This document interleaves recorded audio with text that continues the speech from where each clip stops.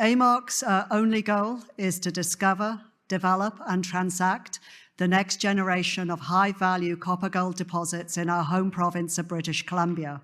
In order to do this, we have assembled an exceptional team. This team has done this several times before in British Columbia and indeed on the global stage. We have 3 large, high-potential copper-gold districts. They are the Joy, the Duke, and the Ike. We have made discoveries on all 3 of those districts, but the one that everybody is talking about, and quite rightly so, is the Aurora deposit discovery. It is arguably the highest grade gold-enriched copper, gold, silver porphyry ever discovered in the province of British Columbia. This is the normal cautionary and forward-looking statement for your information. Amarc Resources is associated with Hunter Dickinson Inc. Hunter Dickinson, or HDI, has enjoyed tremendous success in British Columbia. We tap into that for everything that is required in the modern day to de-risk project and discoveries for transaction. You can see on this slide where our 3 districts are located: the Joy in the north, the Duke in central BC, and Ike in the south.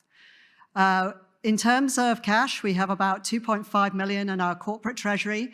In our JV treasury between Boliden, who are funding our Duke project, and Freeport-McMoRan, who are funding at Joy, we have over $25 million that we're spending on very focused drilling this year. This is the team I have the privilege every day to get up and head up. You can see Bob Dickinson and Mark Rabagliati there, who are well known in British Columbia.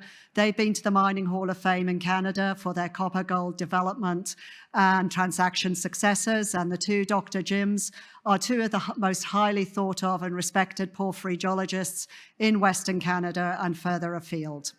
That's a brief introduction to our team and who we are. We're now going to concentrate on the Joy District and the Aurora discovery. When I first moved up from South America to British Columbia was known as a jurisdiction of low-grade porphyry copper deposits. That's changed over the years, and that changed as Red Chris and the Big Galore deposits and other similar deposits were brought forward in the Golden Triangle. Those big assets are owned by the likes and operated by the likes of Newmont and Teck. They're shown in the top left-hand corner of this slide, and they're hosted by about 200 million-year-old rocks. Those rocks wrap round and they come down through an area of BC known as the Tutagon, where our Joy district is located and the significant Aurora discovery. There's only 1 porphyry copper gold that's been exploited in that area. That was discovered, developed, and transacted by members of the Amarc team back in the day. It's now owned by Centerra, and that's known as the Kemess Mine District and the Kemess South Mine. They are big players in the district. They are funding Thesis also. We have Skeena in, and of course, we've brought in Freeport. So the big question is in the Tutagon now is who's going to consolidate this district? Just as Newmont has been consolidating the Golden Triangle, who's going to do that in the Tutagon? We have Freeport in as backers here in May this year. They crossed the threshold under an accelerated time frame of having spent $35 million to earn an initial 60% interest. They have recently put up their hand. They had a one-time opportunity to take their earned interest to a combined 70% by spending $75 million. They've committed to that. They've kept us on largely operating the program, although they are complementing our team now with their excellent mining team. The budget this year has gone north of $15 million. This is our tenure. It's 600 square kilometers. Everything is about Aurora. Aurora is what's unlocking the value of our tenure. And also it is very strategically placed in the Tutagon. And we think it's going to be the key to the next phase of exploration, development, and mining for the whole of the Tutagon. But on Joy, it isn't all about the Tutagon, it isn't all about the Aurora deposit, ladies and gentlemen. We have 2 historical deposits. They are the Brenda deposit and the Pine deposit. which we are expanding. We have 2 other discoveries. They are the Canyon and the Twins discovery. And we are generating more new targets that we are very excited about, that we are out drilling. We currently have 4 drill rigs drilling, and they will be drilling into October. We commenced drilling and our operations back in early June. This is what the topography looks like for the Big Aurora discovery. It's in a valley bottom. It was a blind discovery. It was geophysics-led. It's within a target area. We are still exploring of 4 square kilometers. You'll notice at the bottom of the slide, we have an access road about 500 meters away. These are holes on this bright pink area, which is the airborne mag. These are the holes we put out last year. These were the 20 discovery holes. It was rumored that we were only doing infill drilling this year. Exactly the opposite is true.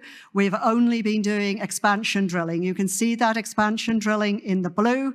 And we've released partial results from 1 hole, which has expanded the deposit off that mag high 260 to 360 meters to the southwest. There is a lot more to come out of this deposit. We are still doing expansion drilling here, and we will be continuing to do it through to the end of the season.